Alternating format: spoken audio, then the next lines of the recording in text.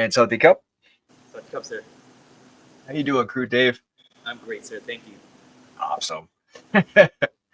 And for our listeners, where do you teach at right now?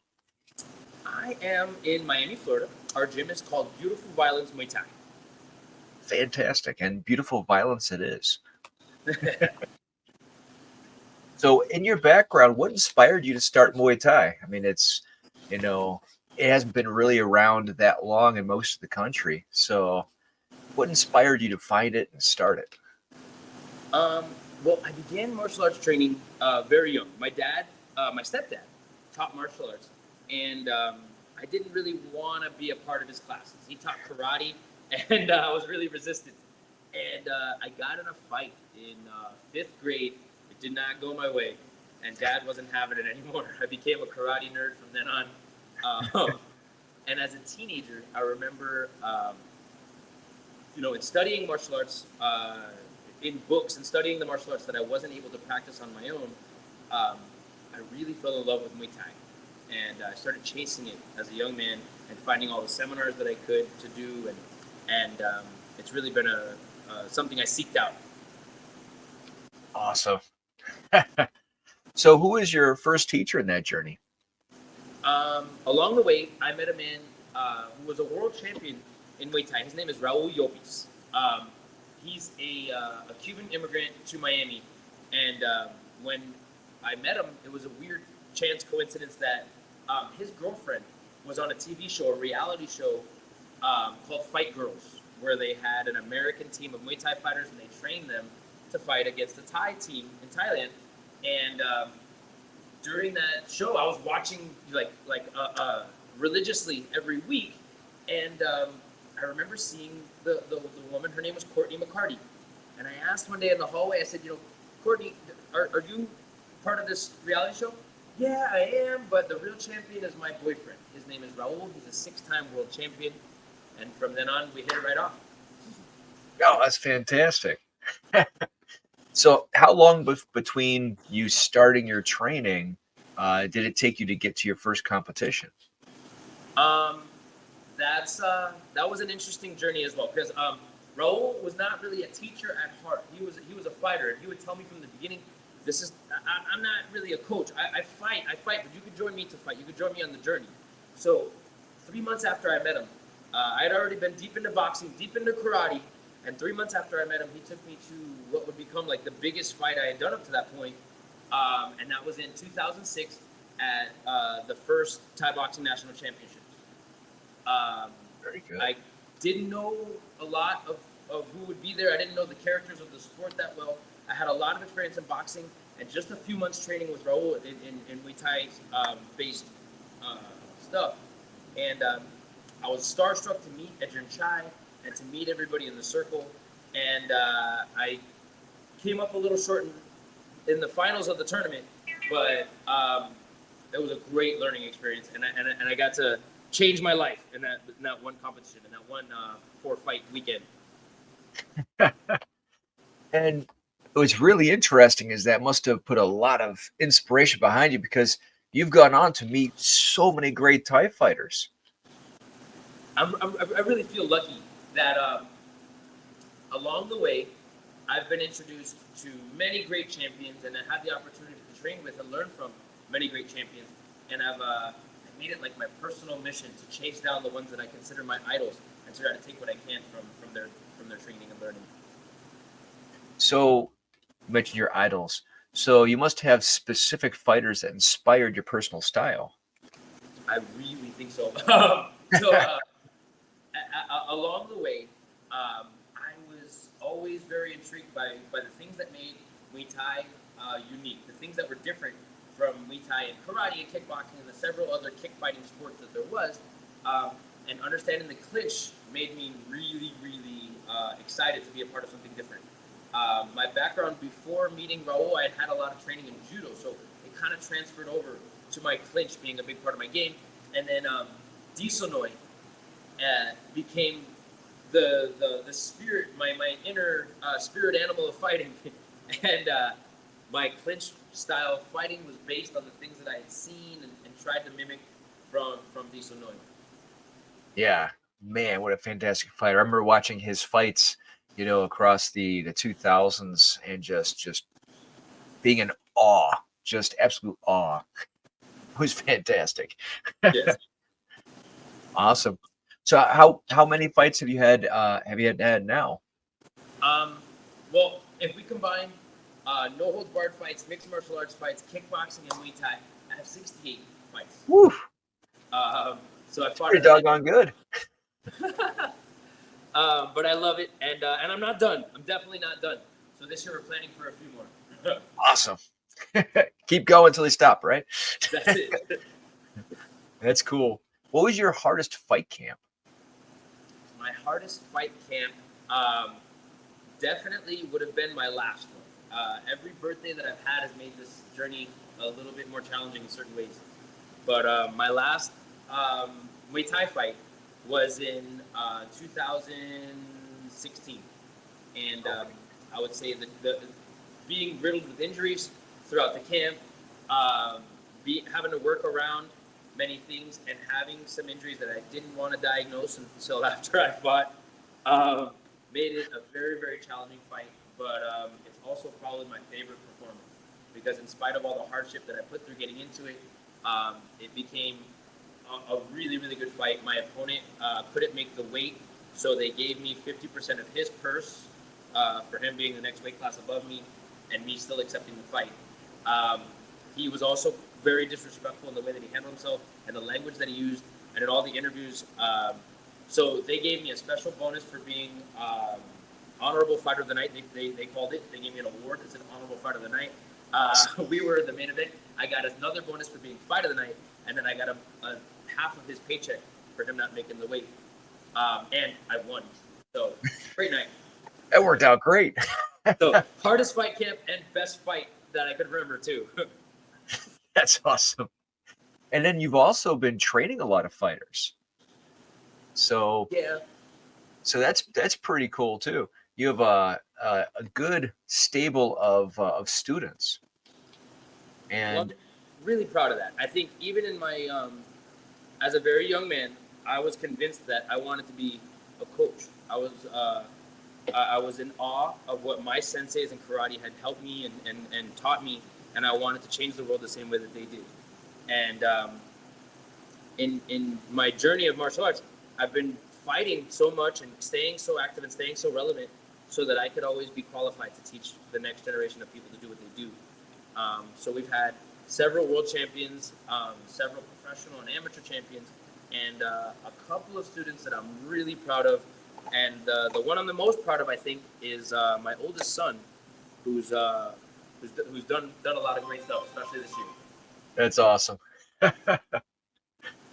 So how do you teach your students to span their workouts of their day? So like how do you teach them to wake up and space their workouts out? Well, I mean, it's funny that you asked me that because one of my guys just left, and we were designing his week. So I think it's only fair if the fighter, the athlete, and me, the coach, are both have the same expectation, that we're both under the same impression. So I make them draw me up the week. This is how many days a week you're going to work at your job, and this is how many days a week you're going to show up to the gym, and this is how many days a week you're going to be able to run, and this is how many days a week you're going to be able to do each part of our plan. And as we both map out that week, we both can set a realistic expectation. If that person is not able to dedicate the time that it takes to win within a fight, it's not fair to him or me to put him in there and do it. So Yeah. I like to take the 2 months beforehand and make sure with the athlete that we're both under the same impression of what's going to be expected. And that could be true of somebody if they're trying to lose weight, or that could be true of somebody who's trying to get ready for a special event of some kind. And we can use that as a way to measure goals in the short term and building to long term. Fantastic. And how much cross training do you usually have your students do? I try to design each person's program like based on what they want to accomplish, you know. But if I was talking about like my highest level of fighters, I'm having them do 3 days a week of anaerobic conditioning and capacity work. So plyometrics, sprints. I use the rower and the airdyne bikes for a lot of our capacity training. I make them do very short. We have like milestones, like 500 meter on the rower, or 50 calories on the airdyne bike, and we use those as measurements of how much we can accomplish. So we have like 3 days a week of sprint stuff, and then 2 days a week of long, slow type cardio, and at least 2 days a week of strength training. Very good. That's a great program. So, and do you help them design specific diets for their programs, or how important is the calorie intake for that?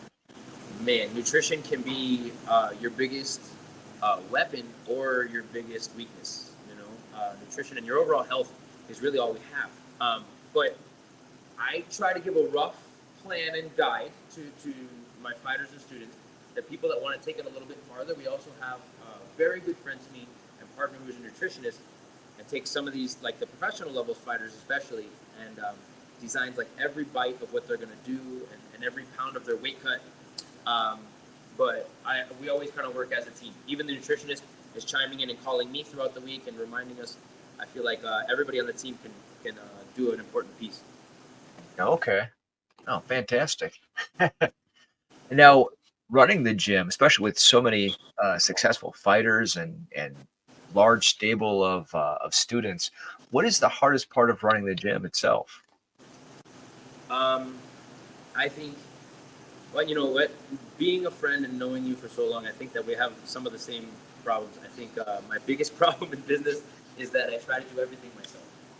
I think this year what's been great for me is that I've got some really great people around me. I've got some people that I can rely on and trust, and so I think the biggest secret in business and the hardest thing in business are the same thing. It's just having a team you can rely on, and if you don't, it's going to be a really hard part. Yeah, I can totally understand that. A team can make or break you. Yeah. It's 100% true.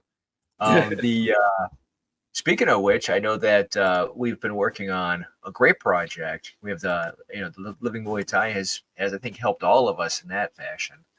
So, well, I'm grateful to Living Muay Thai as a coach, because I feel like I've stolen so much from you guys. From you, from Justin, from all of the coaches that I get to meet that come to the summits and the seminars. It feels like I've stolen their jokes, I've stolen their teaching methods, I've stolen their drills. It's become the most valuable piece of my year. And I think the beauty of that is that we all do that to each other and for each other, and I think that is probably the most beautiful balance of all of it. Yeah, and that's how the sport actually grows. Yeah, absolutely. The in your teaching style, and this is kind of a one of those questions I like to ask very good teachers like yourself. Is there a teacher that you like to emulate to teach at like they teach? That's a great question. There's several, but I think a man that has changed my life and just always blows me away every time I see him teach is Master Cha. Master Cha has accomplished a lot as a fighter, but there's many times, so many cases, a great athlete is not a very good teacher or coach. And even though Master Cha, English is not his first language, he finds ways to communicate to people and to get them to see things and understand what's in his mind. And I really try to emulate his style of teaching in the way that he breaks things down. Fantastic. And now comes the big question. Ready? For all of those people who are interested in Muay Thai, what is your number one piece of advice for starting that journey and how to grow from that starting position? That's a great question. I think I have to remind myself of this. Decades later into my journey, I'm still reminding myself that the only way to eat an elephant is one bite at a time. Every week, every day, every class, we should be focusing on one thing that we can do, one thing that's within my hands to focus on. And maybe if I've had a terrible day and everything has stressed me out, coming into the gym for that 1 hour and working on my kick today is going to give me the one positive thing I can stand on for the day. Or maybe on a day when I've had a wonderful day and everything's gone great, I can come in and still work on that one kick and leave here with another milestone, another thing to stand tall on. So maybe I think the thing that makes us the most successful in martial arts might transfer over to life and overall, and just let's work on one thing today and make it good. Fantastic. That's great. And now we get to promote you. So what events do we have coming up that you're involved with? What students do you have coming up that are fighting? Where can people find you online? Now we have to explore that part of it. Awesome, thanks. Next week, most of my competitive team and a lot of the local scene that I work with will be competing at a tournament at Komodo Training Center in Lauderhill, Florida. There's going to be a kickboxing tournament starting from fighters like 6 and 7 years old all the way up through, we had some 40 and 50-year-old fighters last time. And that'll be November 4th. And I'm really excited for this one. I have 4 sons, and 3 of them will be fighting this time around. And it's going to be awesome. And my older son has a little bit higher level fight that we'll be taking in Lake City as a part of an event called Hardcore MMA. That one will be December 7th.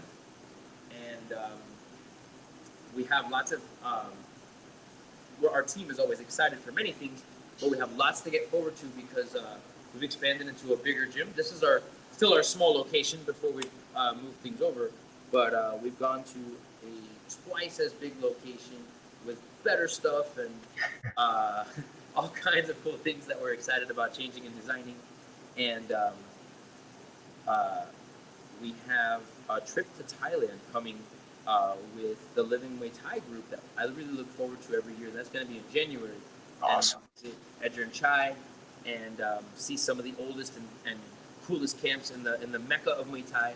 And it's a really great thing. That sounds amazing. Don't forget, where can we find you online? Well, I'm on Instagram under Khru Dave Muay Thai, and that's KHRUDAVE Muay Thai. And also Beautiful Violence _Miami, my gym Instagram. And you can find our website at www.beautifulviolencemiami.com. And I'm on all the other social media things too, like Twitter and Facebook and everything else under Khru Dave. You've got a great YouTube page. And I do have a great YouTube page. Thank you so much. And you can find me there under Khru Dave Muay Thai as well. Awesome. Is there any last words you want to depart to anybody, or any stories you want to relate before we end? I always appreciate you in all the ways that you've helped me in the process. But I'm excited for what we get to do with our Living Muay Thai and the group that we work with in Living Muay Thai. So if you love Muay Thai too, you should probably come visit the site. Awesome. Thank you, sir. Thank you.